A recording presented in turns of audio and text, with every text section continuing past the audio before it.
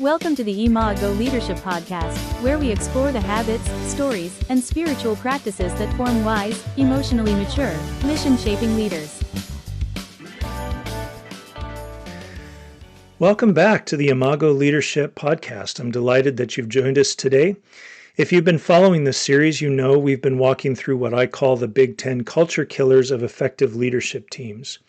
Those subtle, often unexamined dynamics that quietly erode trust, distort mission, and fracture the very teams entrusted with stewarding the work of God in the world. In our last episode, we explored 4 of these culture killers. Today is actually episode number 4 in this series, so if you haven't had a chance to, I'd encourage you to go back and listen to the other 3 before you listen to this one. But in the last episode, we covered conflict without a compass, the stunted mirror, lone wolves in shared fields, and the compliance cage. Each one revealed how leadership cultures can drift from reconciliation, humility, accountability, and human flourishing. Today, we continue the journey. We're going to explore the remaining 4 culture killers. The Sidedoor Strategy, when decisions are made in whispers rather than in the room. Feeding the Cobra, when toxic behaviors are rewarded or tolerated. The wisdom gap, when idealism floats free of wise counsel. And finally, foggy norms, frayed trust, when expectations are unclear and accountability is inconsistent. Each of these culture killers is dangerous on its own, but together they create a leadership ecosystem where trust collapses, mission drifts, and people lose their sense of agency and belonging. And yet, each one also offers a doorway into transformation, a chance to rebuild leadership cultures that honor the image of God in every person, cultivate shared wisdom, and strengthen the bonds of communitas that make adaptive leadership possible. So let's step into the next chapter on this journey.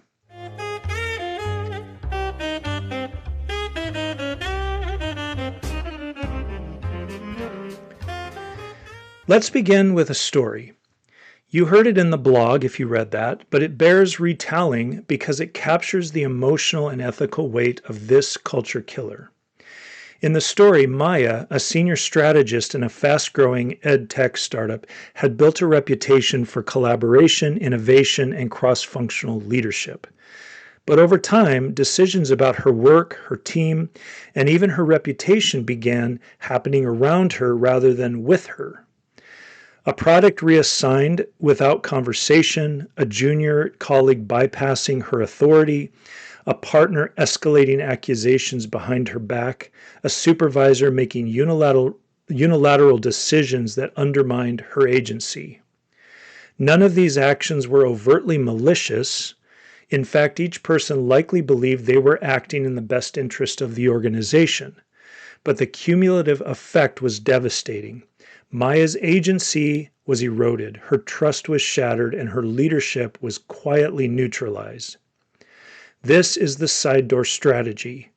It's what happens when people bypass established processes, roles, or relationships to get what they want. It's when decisions are made in whispers rather than in the room. It's when leaders allow end runs because they're expedient, or because they avoid conflict, or because they unconsciously reward those who flatter them or align with their ideals. An end run is basically when a subordinate bypasses or goes over your head to talk to your supervisor about something rather than working through you. And it's important to recognize that the Sidedoor Strategy has to do with process, but it also has to do with relationship. It is very important in organizational context that we honor the relationships that we have with people, even if that oversteps a process. If we've established a certain kind of relationship with someone and trust is developed around that relationship, when we bypass the relationship or we do something that goes outside the norms of that relationship, it's a betrayal. It's a betrayal of trust. It's a betrayal of that relationship, and it ruins the effective dynamic that happens between people when there's healthy conflict, healthy disagreement, healthy conversation. And here's the deeper issue. The side door strategy is not just a procedural problem, it's an ethical one. It violates the image-bearing dignity of others by stripping them of agency, their ability to steward relationships, resources, and responsibilities in ways that contribute to the mission. People are hired for the particular role that they're in, and when they accept that role, they're accepting a sacred trust. And when you go around them or you bypass them or you somehow sabotage them, you're causing them to violate that sacred trust, or you are violating that sacred trust on their behalf. When we bypass someone's role, we are not simply making a decision, we are making a statement about their worth. And that is why the side door strategy is so corrosive.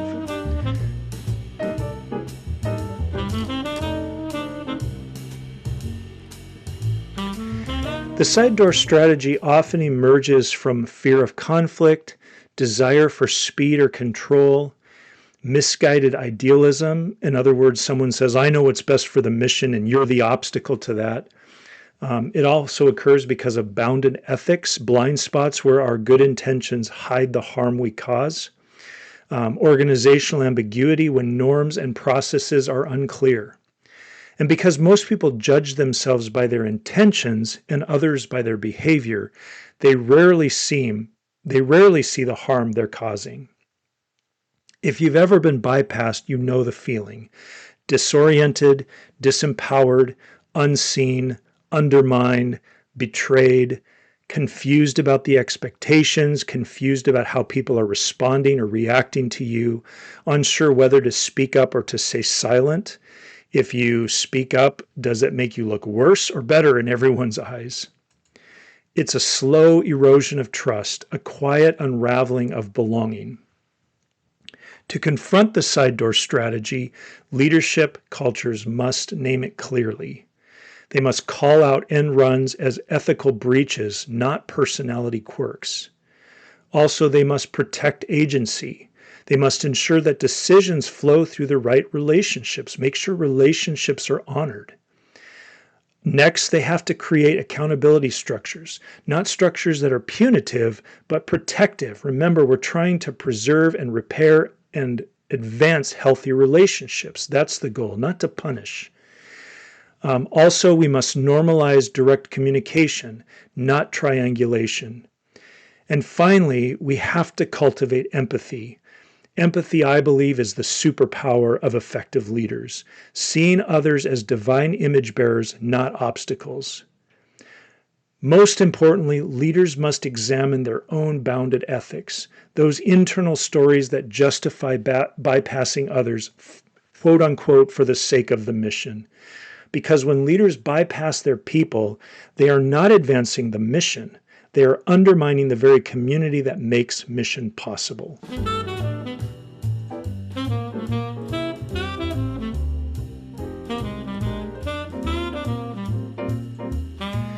Our next culture killer is one of the most subtle and dangerous, feeding the cobra. The metaphor comes from the Genesis story of the serpent, crafty, deceptive, and skilled at distorting reality. But it also draws from Jane Austen's Pride and Prejudice, where pride masquerades as a principle and prejudice cloaks itself in discernment. This is actually sometimes a leader's worst Achilles heel. Their ideals may be so high, they may have this perception, they may put out this perception of integrity. They may think their intentions are noble, but they're blind to their own arrogance, their own duplicity. This is feeding the cobra. In leadership teams, the cobra represents toxic behaviors that disrupt healthy team functioning. These behaviors immobilize the emotional, relational, and creative resources a team needs to flourish. And here's the key insight. Toxicity is not defined by whether we dislike someone's behavior. That's very subjective. Toxicity is defined by whether the behavior disrupts the team's ability to function in healthy, mission-aligned ways.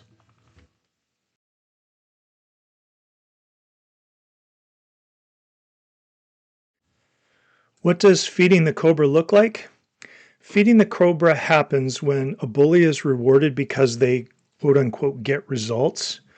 Gossip is tolerated because it's easier than confronting it. Passive aggression is ignored because the person is talented. Manipulative behavior is excused because the person is influential or they're charismatic. And cynicism is normalized because that's just how they are. Emotional outbursts are indulged because the leader fears backlash. Every time we excuse or reward toxic behavior, we feed the cobra, and the cobra grows. Most teams don't feed the cobra intentionally. They do it because they want to avoid conflict, they fear losing a high performer, they lack clear norms, they don't have shared language for naming toxicity. That's an incredibly important one. The leadership team needs to define toxic behaviors. They need to agree on that definition. Otherwise, everyone's going to behave in the ways that feel natural and normal to them and not realize that those behaviors are damaging the team dynamic. The team has to agree these behaviors are out of bounds. They spiritualize or minimize harmful behavior. They confuse niceness with virtue, or they lack courage to confront patterns early. But the cost is enormous. When toxic behaviors go unaddressed, psychological safety collapses, creativity dries up, people withdraw, trust erodes, gossip spreads, mission alignment fractures, healthy team members burn out, and the organization loses its soul, most tragically. Virtue becomes performative rather than formative. People learn to appear humble, collaborative, or mission aligned while privately protecting their egos, agendas, and insecurities. So, what is the path toward transformation? To stop feeding the cobra, leadership cultures must name the toxic behavior clearly and consistently. They have to create shared language to depersonalize shame and increase awareness. They have to practice intrapersonal reflection. Each leader has to ask themselves, what story am I telling myself about this person or this situation? They have to recenter on virtue, on humility, courage, justice, empathy. What do those things look like in the context of our leadership? They have to interrupt toxic narratives, especially gossip and scapegoating. It's such a slippery slope. They have to stop rewarding bullies. Even if they are productive, they have to call them out. They have to create spaces for moral awakening through story, scripture, literature, reflection. And finally, they have to normalize confession and repair, not as weakness, but as strength. Virtue is the antidote to toxicity, and virtue must be cultivated intentionally, communally, and consistently.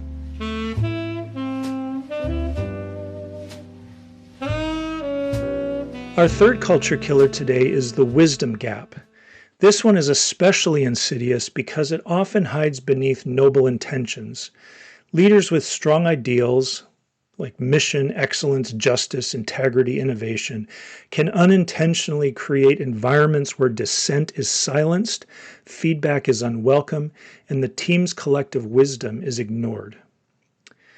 The wisdom gap emerges when a leader's ideals become rigid and unquestionable, vision floats free of reality, feedback is dismissed as negativity, dissent is labeled as disloyalty, the leader isolates themselves in decision-making. In that case, they often tend to trust their own ideals or their own internal voice, and so they don't value the wise counsel of their team or the people around them. There's a word for that. It's called arrogance. The team becomes afraid to speak honestly. The leader's self-image becomes idealized and fragile. This is Don Quixote charging at windmills. I just recently finished reading the classic book Don Quixote. Don Quixote is this noble man. He gives himself this commission to be a knight errant, to go around seeking adventures, to do justice for people. He's very noble, but his take on reality is just off. And he ends up doing a lot of silly things. He actually does some harm. He comes across as noble, passionate, but he's utterly disconnected from reality. So why is it so dangerous? Why is it dangerous to have, we usually laud and applaud those people that have high ideals, but why are high ideals so dangerous?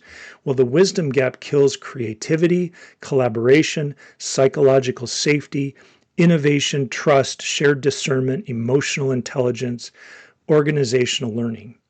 And unfortunately, it replaces those things with moral absolutism, performative virtue, inconsistent accountability, over-reliance on charisma, emotional rigidity, and idealized self-image. I have often found that leaders who carry on with the wisdom gap, sometimes they just don't feel like they have anything to learn anymore. They don't keep expanding their knowledge. They don't keep seeking learning. They don't humble themselves to continue to improve themselves. And the thing is that when you stop growing, and this goes back to one of our earlier culture killers, when you as a leader stop learning, your worldview becomes constricted and constricted and constricted. And so you may think that you have the best ideas, but honestly, they're out of touch with the reality. You become Don Quixote. The antidote is humility. Humility is the currency of wisdom. Humility says, I don't know everything. It says I need others. It says my ideals must be tested in community. It claims feedback as a gift, not a threat. And it basically says I can learn, unlearn, and relearn. That is the currency of leadership into the future. The person and the team that can learn, unlearn, and relearn, that they're constantly growing, they're constantly being stretched. Humility opens the door for communal discernment, shared leadership, adaptive learning, emotional maturity, and organizational resilience. So leadership cultures can close the wisdom gap by doing a few practices. First, by practicing listening as a sacred hospitality. We often don't think of listening as hospitality, but when we really tune in to what people are saying, even when we don't agree with them, if we honor them by listening to them, we honor them by saying, you have a perspective, and I'm going to listen to that perspective, instead of trying to talk them out of what they think or talk them out of the experience that they're having, which we've all experienced. We actually say, you have a perspective I need to hear. And so they humble themselves and they practice listening, and it's an act of hospitality. It's inviting someone in. Second, modeling confession and curiosity. 3 of the hardest words for leaders to say, I was wrong. That may be followed by I'm sorry. When we model confession and curiosity, we make space for safety, for people to bring who they are to the table and feel safe in that. They're not going to be judged. They're not going to be sidelined. They're not going to be shot down. Modeling confession and curiosity, it may hurt in the moment sometimes, but it has a great return on investment. Next, discerning in community, not isolation. Asking generative questions. Generative questions are those questions where you're not leading somewhere, where you've already kind of decided in your mind what you think, and you're asking questions in sort of a challenging kind of way. Generative questions puts your presuppositions on hold, and you ask curious, humble questions in order to invite understanding, to invite dialogue, to really listen, not arguing with someone, not getting in their face, but humbling yourself to ask questions, to say, I need to know more about this. I need more information. Next is learning from the margins. This may be one of the worst things that can happen with the wisdom gap is when we rely so much on our own ideals, we sequester and sideline those people that just think differently than we do. And so we marginalize them. There's been so many voices historically in our culture, in our human systems that get marginalized because they're quote unquote the wrong sort of people. They don't think the way we do. They don't see the world the way we do. but those are the very voices that we need to hear. They round out our perspective. They help us to navigate our environment with wisdom, with grace, with humility. And they have a perspective that's God-given. It's a gift to us. And so learning from the margins is incredibly important. And one of the things that I've learned is that sometimes culture change and missional advancement happens on the margins. It happens from the people that see the world differently. They dare to see the world differently. Those are the people that God tends to work through to carry out his mission. So we need to make space to listen to them. Next, when we hold plans lightly but purpose firmly, our plans are not sacred. Let's keep fixed on our purpose, but let's hold our plans lightly. Cultivating rhythms of rest and reflection. Reflection and rest are an important part of adult learning, actually. We don't learn if we're just constantly busy doing stuff and we don't stop to reflect on what's happened. When we have those downtimes in our schedule, they allow our mind to kind of catch up with what's happened to us, and they allow our mind the opportunity to integrate new thoughts and experiences into new learning. So rest and reflection are important. Next, teaching through story, not just strategy. Story compels people. Strategy is exciting, but story is what invites people in, invites people to participate, and actually people can start using their imaginations to see themselves in that story. So teaching through story, not through strategy, is an incredibly important practice. Next, inviting feedback as a spiritual discipline. And then finally, celebrating small acts of faithfulness. When humility becomes the posture of leadership, wisdom becomes the shared inheritance of the team.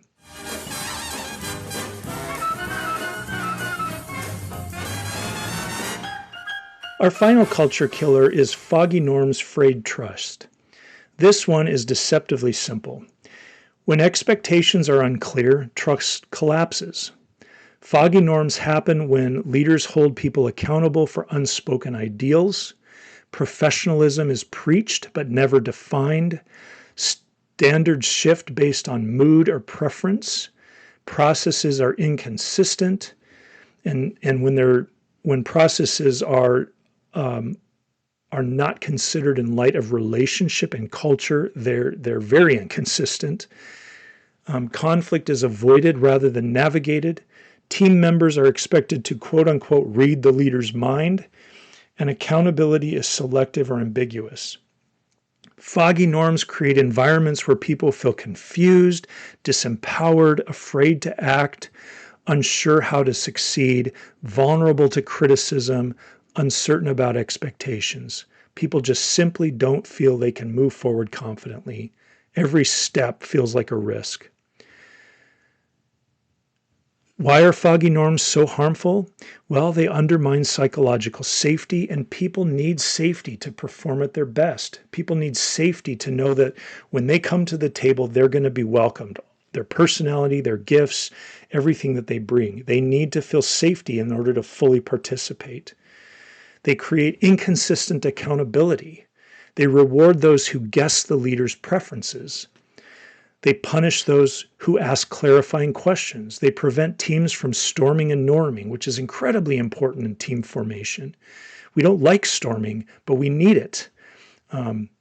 They keep teams stuck in pseudo-harmony. There's this veneer of harmony, but underneath the surface, there's turmoil. They erode trust at a foundational level.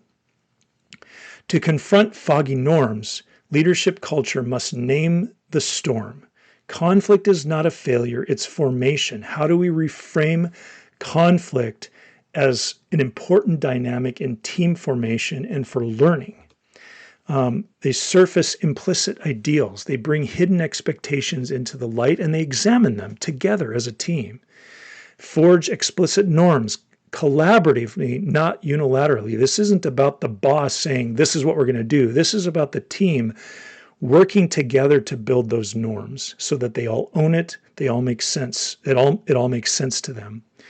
Model humility, where leaders must be willing to adjust, not just everyone else. The leaders have to be willing to adjust. Correct in private, affirm in public. That's an incredibly important one. We don't want people to lose face. We want to honor people. And so correct in private, affirm in public.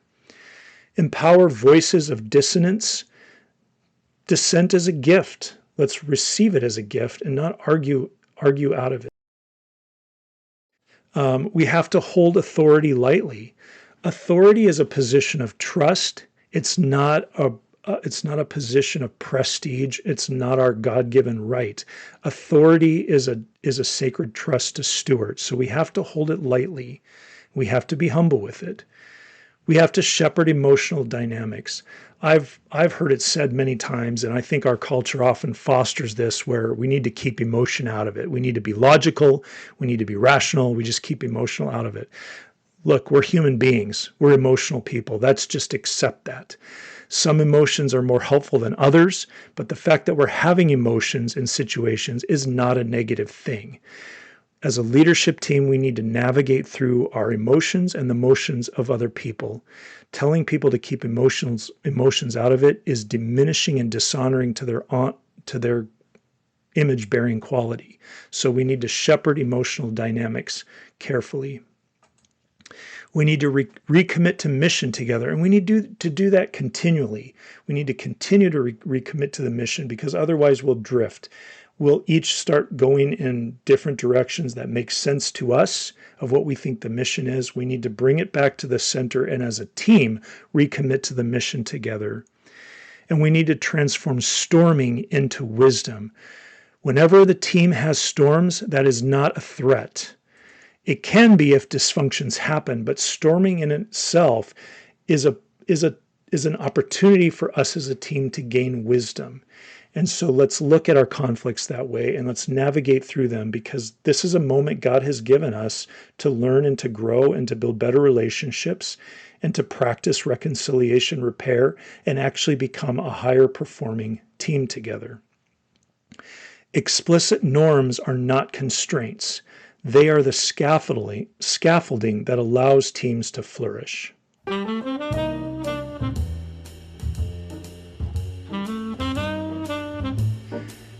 Now that we've explored all 10 culture killers, the question becomes, how do we transform leadership cultures so these dynamics lose their power? Transformation requires 3 commitments. First, a commitment to communal discernment. Leadership is not about defining reality alone. It is about making sense of reality together. This requires shared wisdom, diverse perspectives, honest dialogue, mutual accountability, and collective courage. Secondly, we need a commitment to virtue formation. Skills matter, strategy matters, structure matters, but without virtues such as humility, courage, justice, empathy, and yes, even love and friendship, leadership collapses. Virtue must be named, practiced, modeled, celebrated, and embedded in those norms that we're collaboratively coming up with together. How do our norms model humility, justice, the virtues that we say are important? And then thirdly, a commitment to communitas. I've done episodes discussing communitas. If you have not heard those, I encourage you to go back and listen to those podcast episodes on communitas. Communitas is the deep bond formed when people face challenges together with shared purpose, vulnerability, and trust. Communitas is not teamwork. It's not camaraderie. It's not efficiency. Communitas is the spiritual, relational, and missional glue that holds leadership teams together in the crucible of adaptive change. You can test communitas by how a team relates to one another when they're in the crucible of change and conflict and all of the ebb and flow of missional dynamics. Here's the truth. Every culture killer we've explored destroys communitas. The Sidedoor Strategy fractures trust. Feeding the Cobra poisons relationships. The wisdom gap isolates leaders. Foggy norms create fear and confusion. And we can go back through all 10 and we can say how these destroy communitas. When communitas dies, adaptive leadership becomes impossible. Mission becomes fragile, legacy becomes shallow. But when communitas thrives, when leaders practice humility, clarity, accountability, soulful courage, reconciliation, and shared discernment, leadership teams become resilient, creative, courageous, and deeply aligned with God's mission.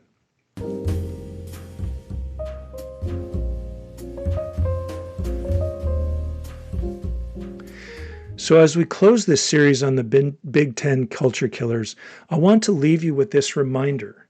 These culture killers are not just organizational problems. They are relational, ethical, and spiritual problems. They kill trust, agency, creativity. They kill belonging, relationship. They kill mission. And ultimately, they kill communitas. But the good news is this. Culture killers can be confronted. They can be transformed. They can be replaced with practices that cultivate life, wisdom, and flourishing. When leadership teams commit to clear norms, shared wisdom, honest conflict, virtue formation, accountability, empathy, communal discernment, and humility, they become communities capable of adaptive leadership, the kind of leadership that can navigate complexity, steward mission faithfully, and leave a legacy that outlives them. This is the work of leadership. This is the work of formation. This is the work of communitas. And this is the work that will shape the future of your mission. Thank you for joining me on this journey. May your leadership be marked not by these culture killers, but by culture builders, practices that honor God, empower people, and cultivate lasting missional legacy. We'll see you next time. God bless. Thanks for joining us on this journey of becoming wiser, more courageous, and more deeply formed leaders. Until next time, may your work reflect the kind of communal wisdom and hope that strengthens teams and sustains mission.